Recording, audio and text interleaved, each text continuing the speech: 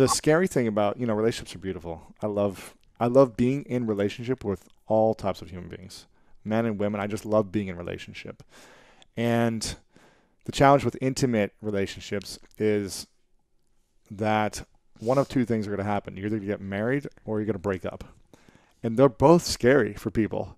Getting married or breaking up, it's like they're both a challenge. There's something you're letting go of and taking on when you do either ones. Yeah. And it's like, oh, man, it's so challenging. So when we get to the point where we eventually, if we're going to go through a breakup, how do we do it in a way where there's love and beauty and grace and not craziness and jealousy and anger and resentment? Because I've been in previous relationships in my past where, man, I'm not proud of the way things ended on both of our accounts. And I'm sure a lot of people have experienced some type of nastiness in a breakup based out of hurt, pain, resentment, anger, frustration, not feeling good enough, whatever it may be, feeling, taken advantage of. So what's the process? If you know that something is not working and you've tried to work it out for a while and you're giving your all, they're giving your all, and you love each other, but it's not working for months and months, maybe years, how do you start the process of doing a breakup without it being painful? Oh. And is that possible? It's not possible. It's not possible. That's not possible. That's not a realistic goal. Pain is inevitable. Well, we're hardwired to bond.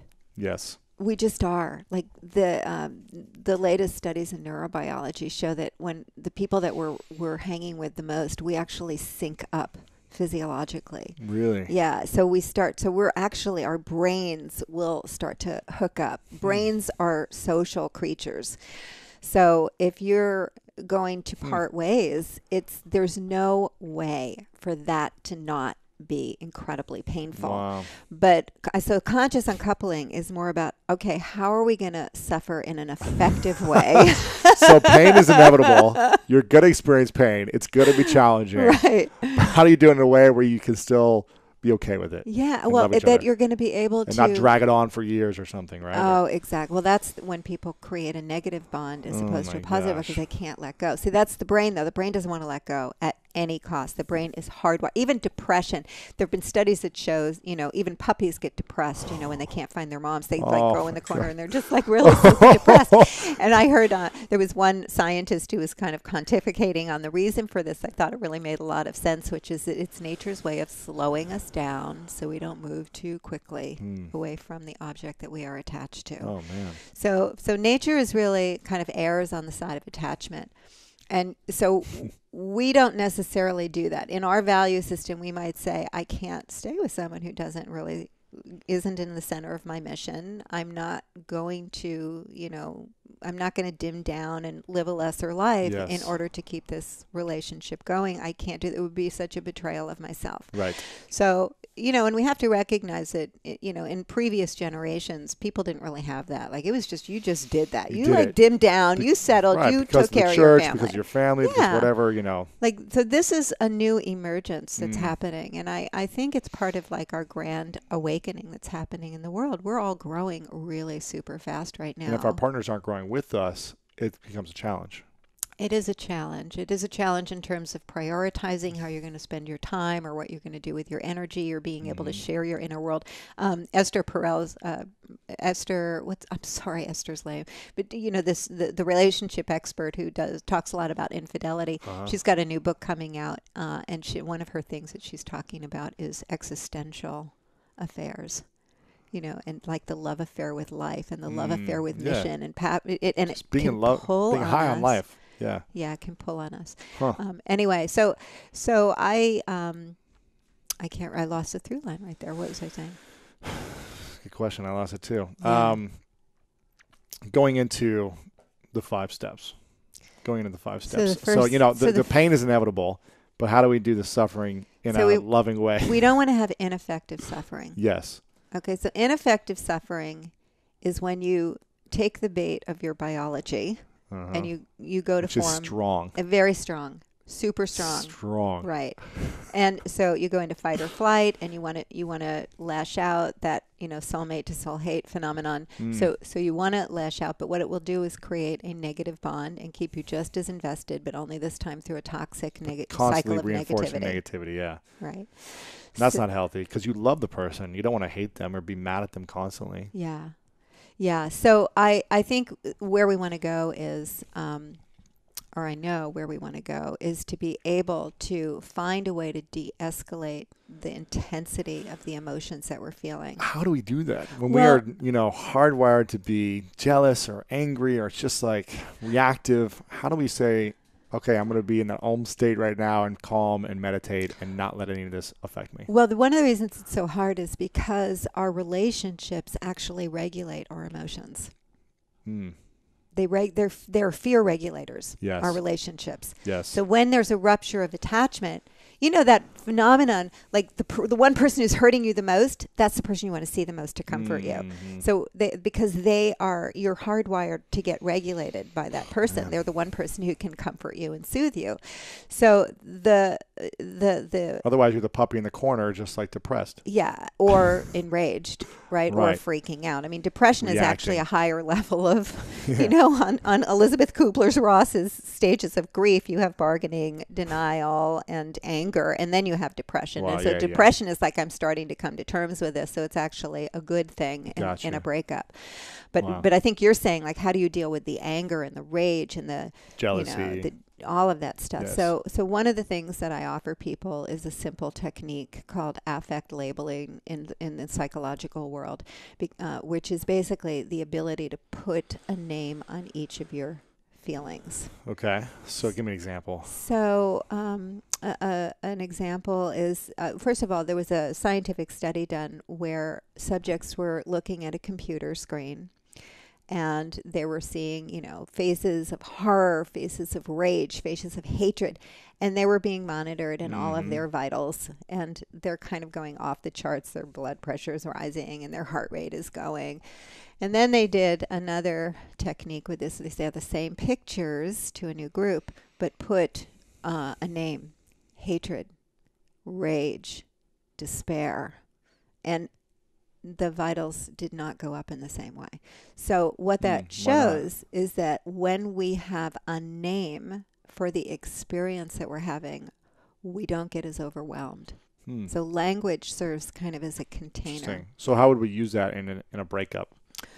So I have a practice where it's very simply advise people to ask yourself, Katherine, honey, what are you feeling right now? I'm feeling terrified.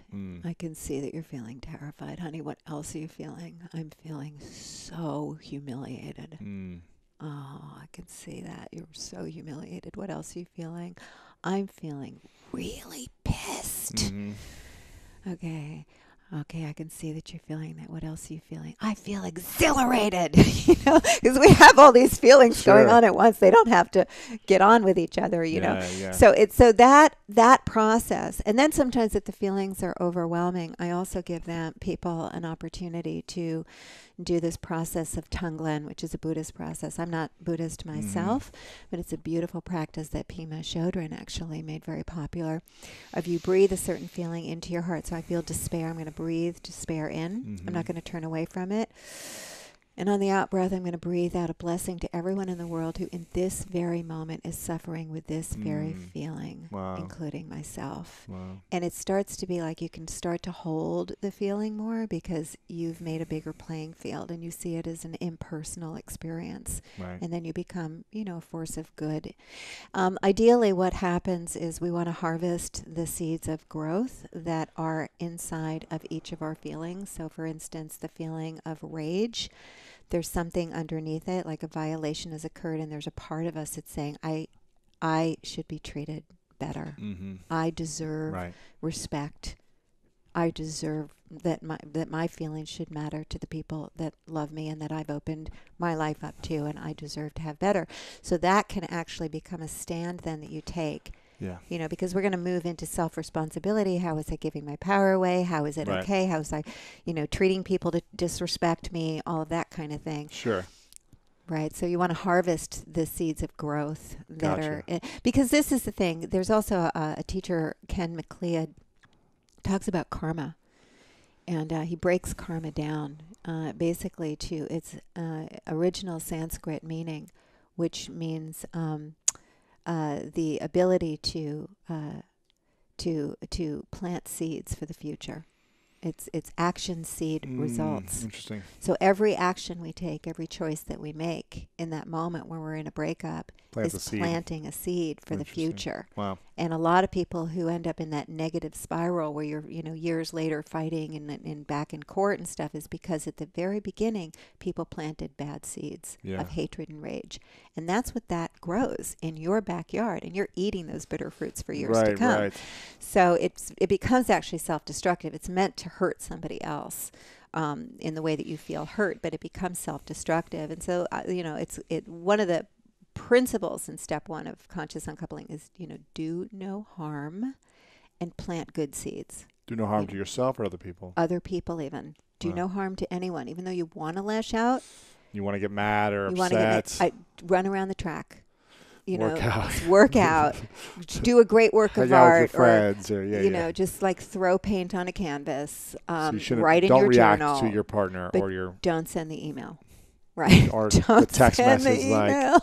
or the text, right? Don't do it. What does that do when you do those things? Well, it starts to plant those bad seeds. I mean, it's very easy to cross the line and say things that you can never, ever take back. And that kind of color life moving forward. And I think what happens to us is that we go down a path of living a lesser life in the aftermath of a really bad breakup, an ugly breakup.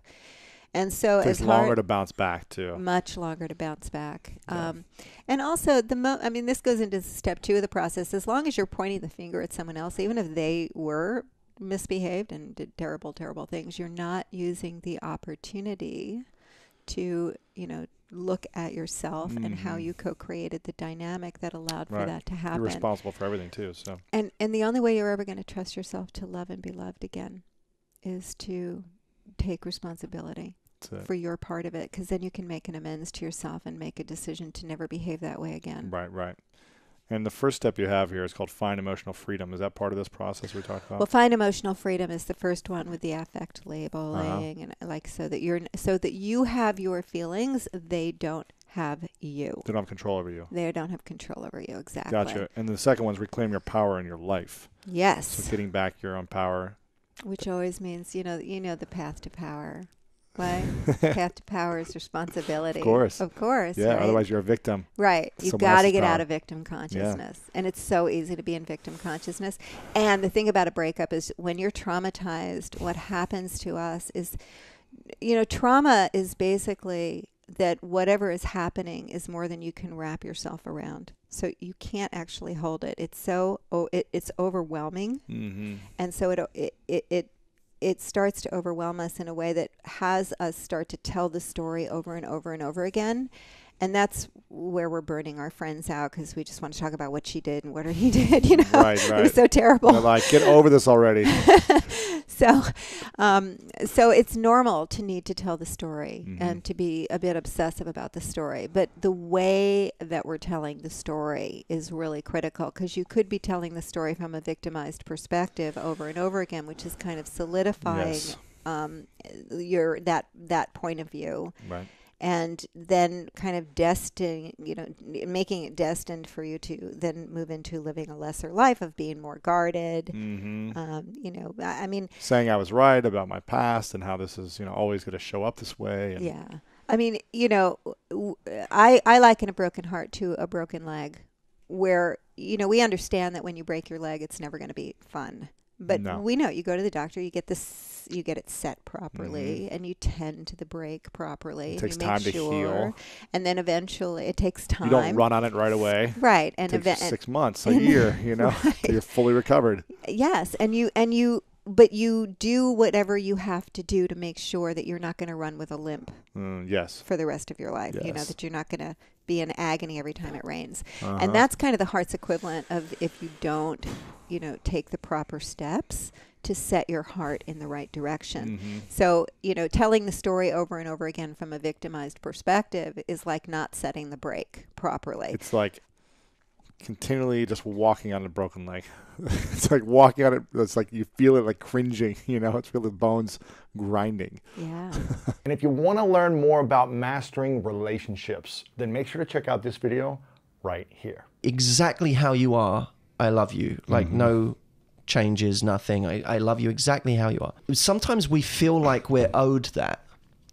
And it kind of becomes an excuse again To be lazy. to grow.